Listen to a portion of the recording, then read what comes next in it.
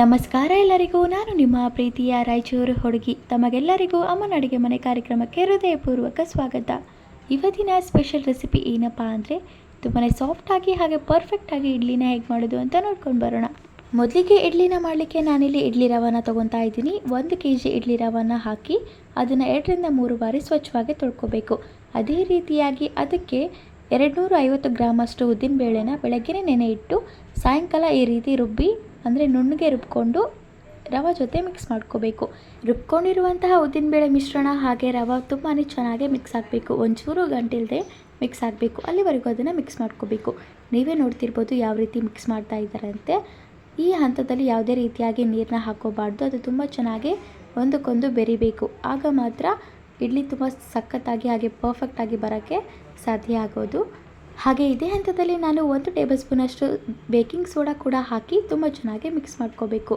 ನೋಡಿ ಎಲ್ಲನೂ ತುಂಬ ಚೆನ್ನಾಗಿ ಹಾಕ್ತಾ ಮಿಕ್ಸ್ ಮಾಡಬೇಕು. ನೀವು ಬೇಕಿದ್ದರೆ ಸ್ವಲ್ಪ ತುಂಬಾ ಗಟ್ಟಿಗೆ ಅನಿಸಿದರೆ ಒಂದು ಸ್ವಲ್ಪ ನೀರು ಬಿಡಬೇಕು. ಒಂದು ಸ್ವಲ್ಪ ಅಂದರೆ ಒಂದು 2 ರಿಂದ 3 ಟೇಬಲ್ ಸ್ಪೂನಷ್ಟು ನೀರನ್ನ ಹಾಕೋಬೋದು. ಅಥವಾ ಪೂರಾ ಗಟ್ಟಿಯಾಗಿದ್ದರೆ ಸ್ವಲ್ಪ ನೀರನ್ನು ನೋಡಿ ಹಾಕ್ಕೊಳ್ಳಿ. ನೋಡಿ ಈ ಥರ ಕನ್ಸಿಸ್ಟೆನ್ಸಿ ಬರಬೇಕು.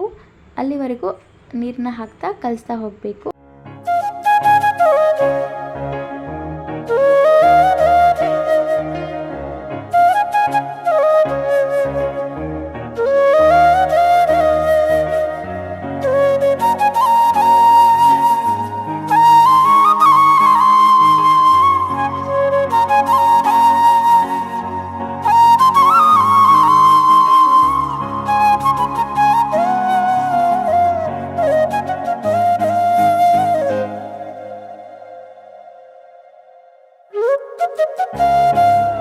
ನೋಡಿ ಆಲ್ರೆಡಿ ಎಲ್ಲನೂ ತುಂಬ ಚೆನ್ನಾಗಿ ಕಲಸಿದ್ದಾಗಿದೆ. ಇದನ್ನು ಬೆಳಗ್ಗೆವರೆಗೂ ಮುಚ್ಚಿ ನೆನೆಯಲಿಕ್ಕೆ ಬಿಡಬೇಕು. ನೋಡಿ ಇದು ನೆಕ್ಸ್ಟ್ ಡೇ ಮಾರ್ನಿಂಗ್ ನಮ್ಮ ಅಜ್ಜಿ ಇಲ್ಲಿ ಸಾಂಬಾರು ಮಾಡ್ತಾ ಇದ್ದಾರೆ. ಸಾಂಬಾರು ಮಾಡಲಿಕ್ಕೆ ನಾವಿಲ್ಲಿ ಹುಣಸೆ ಹಣ್ಣನ್ನು ನೆನೆ ಇಟ್ಟು ಅದನ್ನು ಈ ರೀತಿ ಕಿವಿಸ್ತಾ ಇದ್ದಾರೆ. ನಾನು ಆಲ್ರೆಡಿ ಬೇಳೆ ಹಾಗೆ ಟೊಮೆಟೊನೋ ಸ್ವಲ್ಪ ಎಣ್ಣೆ ಉಪ್ಪು ಖಾರ ಅರಿಶಿಣ ಹಾಕಿ ಬೇಳೆನ ತುಂಬ ಚೆನ್ನಾಗಿ ವಿಸಿಲ್ ಹಾಕಿಸ್ಕೊಂಡು ಈ ರೀತಿ ಅದನ್ನು ಮಗಚ್ಕೊಂಡು ಎತ್ತಿಟ್ಕೊಂಡಿದ್ದಾರೆ. ಅದಕ್ಕೆ ಮಾಡಿರುವಂಥ ಹುಣಸೆ ಹುಳಿನ ಹಾಕಿ ತುಂಬ ಚೆನ್ನಾಗಿ ಕಲಿಸ್ಕೋಬೇಕು. ಹಾಗೆ ಇದಕ್ಕೆ ಒಗ್ಗರಣೆ ಹಾಕಲಿಕ್ಕೆ ಒಂದು 8 ರಿಂದ 10 ಹೆಸರು ಬೆಳ್ಳುಳ್ಳಿ ತೊಗೊಂಡು ಅದನ್ನು ಜಜ್ಜಿ ಎತ್ತಿಟ್ಕೊಂಡಿದ್ದಾರೆ. ಸ್ವಲ್ಪ ಕರಿಬೇವನ್ನ ತೊಗೊಂಡಿದ್ದಾರೆ. ಒಂದು ಪಾತ್ರೆನ ಇಟ್ಟು ಆ ಪಾತ್ರೆ ಕಾದಾದಮೇಲೆ ಅದಕ್ಕೆ 3 ರಿಂದ 4 ಟೇಬಲ್ ಸ್ಪೂನಷ್ಟು ಎಣ್ಣೆನ ಹಾಕೋಬೇಕು. ಎಣ್ಣೆ ಇನ್ನೇನು ಕಾದಾಗಿದೆ ಅಂದಮೇಲೆ ಜೀರಿಗೆ ಸಾಸಿವೆನ ಹಾಕೋಬೇಕು. ಜೀರಿಗೆ ಸಾಸಿವೆ ಚಟಪಟ ಅಂದಮೇಲೆ ನಾವು ಮುಂಚೆನೇ ತೊಗೊಂಡು ಎತ್ತಿಟ್ಕೊಂಡಿರುವಂತಹ ಕರಿಬೇವು ಸೊಪ್ಪನ್ನ ಕೂಡ ಹಾಕ್ಕೋಬೇಕು. ಅದಾದಮೇಲೆ ನಾವು ಮುಂಚೆನೇ ಜಜ್ಜಿ ಎತ್ತಿಟ್ಕೊಂಡಿರುವಂತಹ ಬೆಳ್ಳುಳ್ಳಿ ಹೆಸರು ಕೂಡ ಹಾಕ್ಕೊಂಡು ಅದನ್ನು ಫ್ರೈ ಮಾಡ್ಕೋಬೇಕು. ಬೆಳ್ಳುಳ್ಳಿ ಹೆಸರು ಇನ್ನೇನು ಫ್ರೈ ಆಗಿದೆ ಅಂದಮೇಲೆ ನಾವು ಸಾಂಬಾರಿಗೆ ಬೇಳೆ ಏನು ಕುದಿಸಿ ಇಟ್ಕೊಂಡಿದ್ವಲ್ಲ ಆ ಬೇಳೆನ ಹಾಕ್ಕೊಂಡು ಈ ರೀತಿ ಕಲಿಸ್ಕೋಬೇಕು. ಅದಾದಮೇಲೆ ನಿಮಗೆ ಸಾಂಬಾರು ಎಷ್ಟು ತೆಳುವಾಗಿ ಬೇಕು ಅನ್ನೋದ್ರ ಮೇಲೆ ನೀವು ನೀರನ್ನು ಸೇರಿಸ್ಕೊಳ್ಳಿ.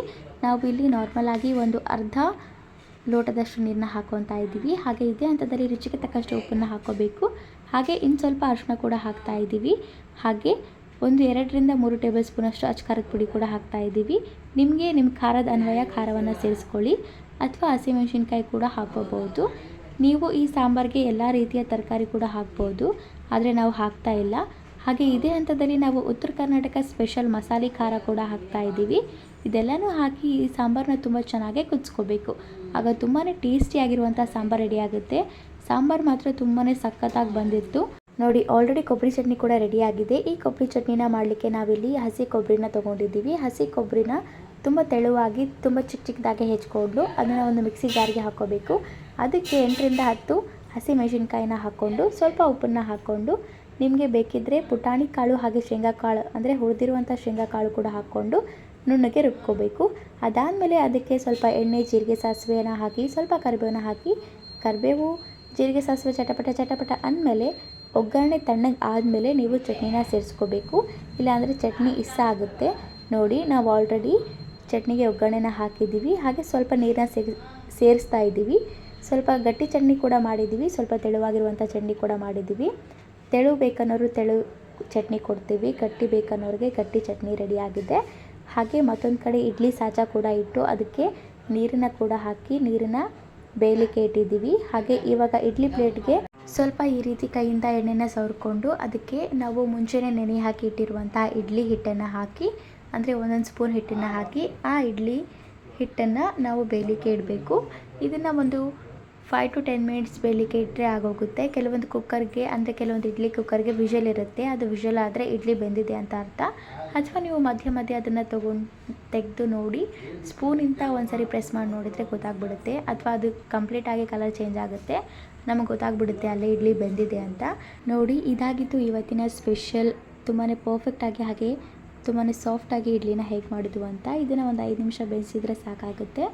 ಇವಾಗ ಇಡ್ಲಿ ತಿನ್ನಲಿಕ್ಕೆ ರೆಡಿ ಆಗಿದೆ. ಈ ಇಡ್ಲಿ ರೆಸಿಪಿ ನಿಮಗೆಲ್ಲರಿಗೂ ಇಷ್ಟ ಆಗಿದ್ದರೆ ನಮ್ಮ ಯೂಟ್ಯೂಬ್ ಚಾನಲನ್ನು ಲೈಕ್ ಮಾಡಿ, ಶೇರ್ ಮಾಡಿ, ಕಮೆಂಟ್ ಮಾಡಿ, ಹಾಗೆ ನಮ್ಮ ಚಾನಲನ್ನು ಸಬ್ಸ್ಕ್ರೈಬ್ ಮಾಡಿ. ಧನ್ಯವಾದಗಳು.